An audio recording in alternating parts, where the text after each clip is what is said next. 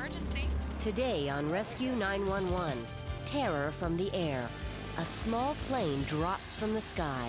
The pilot looked to me as if he was not alive. Be there as heroic witnesses. It looked like he'd taken out the windshield with his head. Pull the injured passengers from the ruins of the twisted wreck.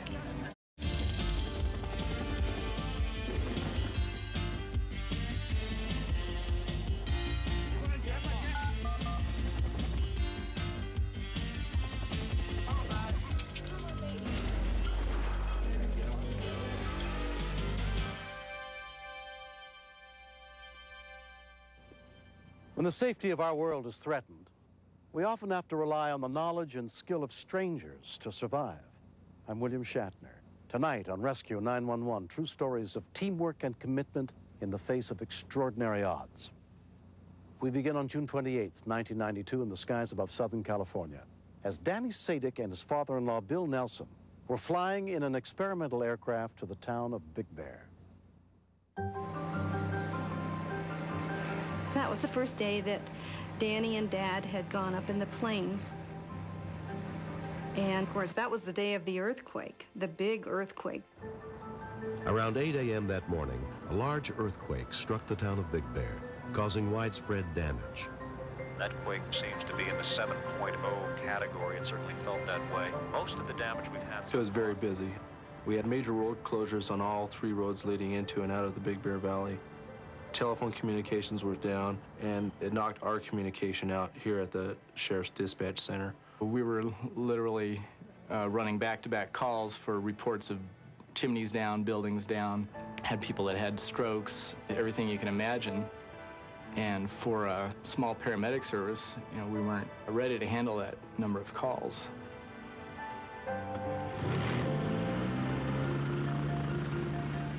When Danny landed his plane in Big Bear and he and his father-in-law saw the extent of the damage, they decided to fly back home to Escondido. I was a little afraid when he first told the family that he was going to build an airplane. But Dan is a very intelligent man, and I have a lot of confidence in him. Sheriff's Deputy Robert Copley was on his way into work early to help with the town's rescue operations. He's having a real hard time. Myself and my wife stopped alongside the runway. And being a pilot myself, I noticed this aircraft, it was having difficulty climbing out. You know, he doesn't have any runway now.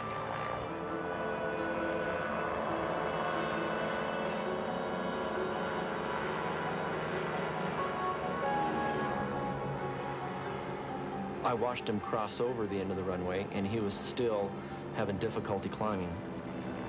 I told my wife he was definitely going to crash.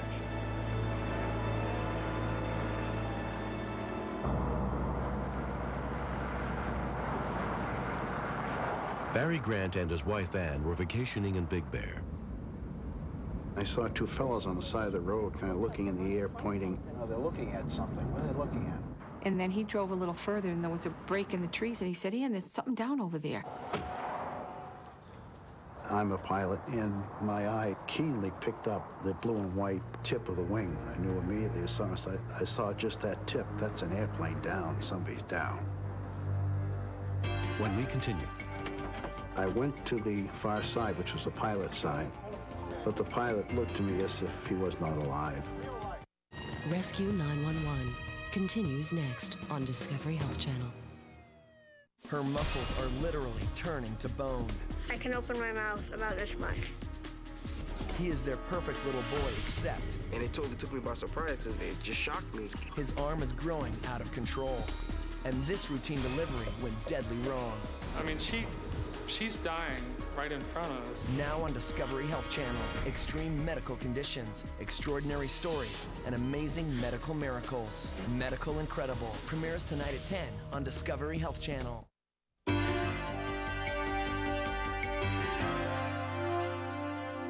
Danny Sadik and his father-in-law had been on their way home in an experimental aircraft Danny had built when the plane crashed in an open field.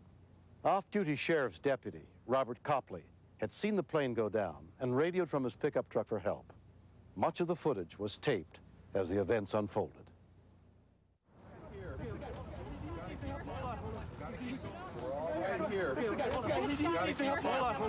I went to the far side, which was the pilot's side, but the pilot looked to me as if he was not alive. Okay, don't try to move. Barry directed me to the passenger, and I glanced over there at the pilot. I thought that I saw bubbles in the blood in his mouth, and so I thought, I think he's alive. Okay. You're going to be okay. Your vehicle? No. You need to cut him out. I'm a nurse in an operating room, and I think he was real close to dead when we got there. Okay, you want to cut him out? Okay. Yeah, cut him out. Hold on, let me get under here. Hold on, let me get it good. Hold on. I was concerned about his spinal cord, but the back of the neck weren't going to matter if we didn't get him to breathe. 1, 2, 3, go.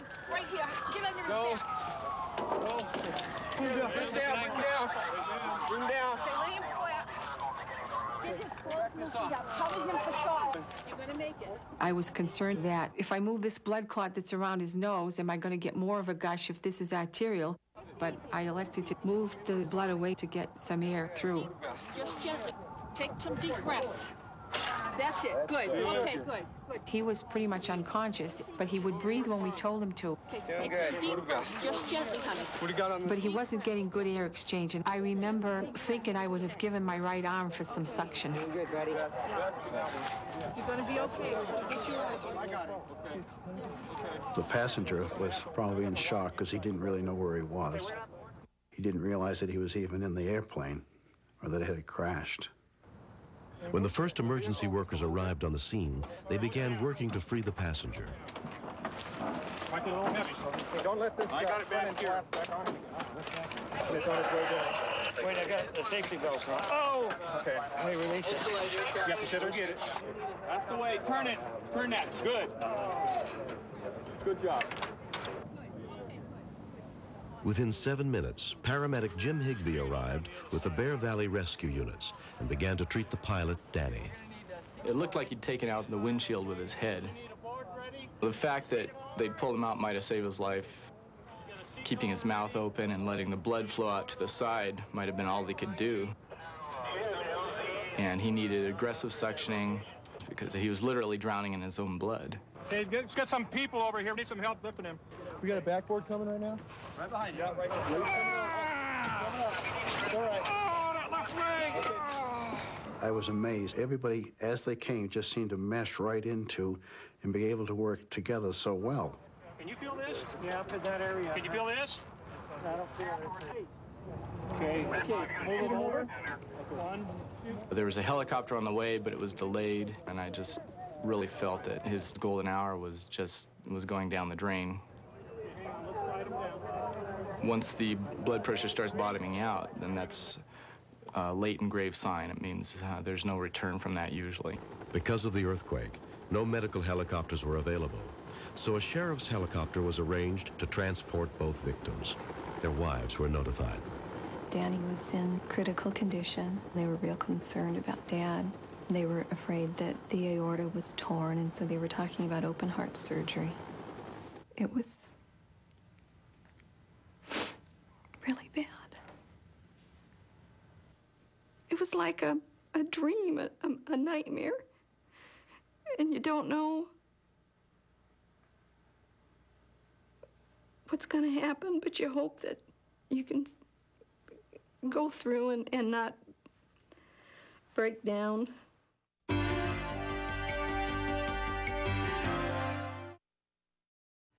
Tonight, a daredevil comes up short on a 160-foot motocross jump. A hiker falls down a 40-foot waterfall. Doctors race to repair bodies and save lives on an all-new Impact: Stories of Survival. Tonight on Discovery Health Channel.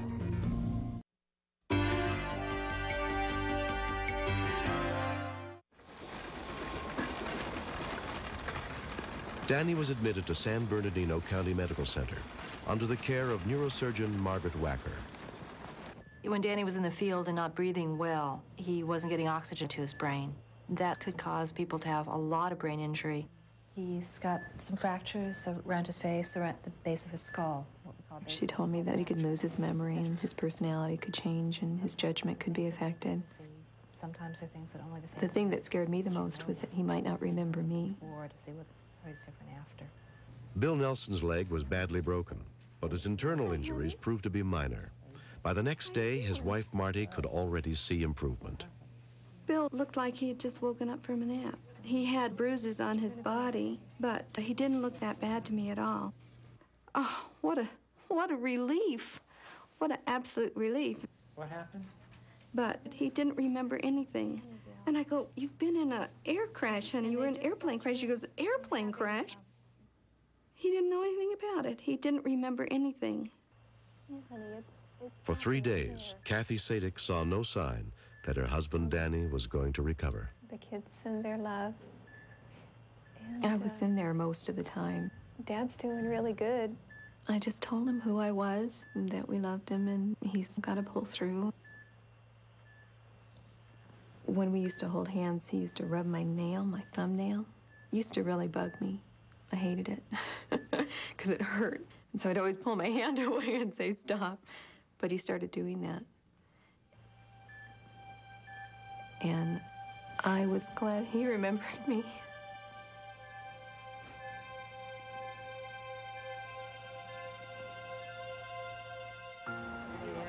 It's been 6 months since the accident that changed Danny Sadik's life. I want to take her over where she can play. I take things a little bit more cautiously, and I come to the realization that your life can be snuffed out in an instant. I'm more appreciative of my family, my kids, and I'm really sorry that I put my family through all that trauma and that sorrow that they had to go through. Bill Nelson has also been affected. Life is a precious thing. Every day you live, make it the best day, because you may never get another chance to be able to share a thought or share your love with somebody. Recently, Danny and Bill got a chance to personally thank Barry and Ann Grant for helping to save their lives. I'm glad that the first people to me was a nurse and another pilot. Boy, you got tall when you're standing up. They were there, the right place at the right time. You couldn't have chose anybody else that could have done what they did. It was real exciting to meet them and see their emotion at meeting us. Oh, bless your heart. And instantly I feel as though I know and love these people. We owe everyone a lot that took care of him. The medical personnel and everyone were really wonderful, especially Ann and Barry for being there, because I'm sure he would have died. You're special people, and don't you ever forget it. You're very special, and we'll never forget you, believe me. Next.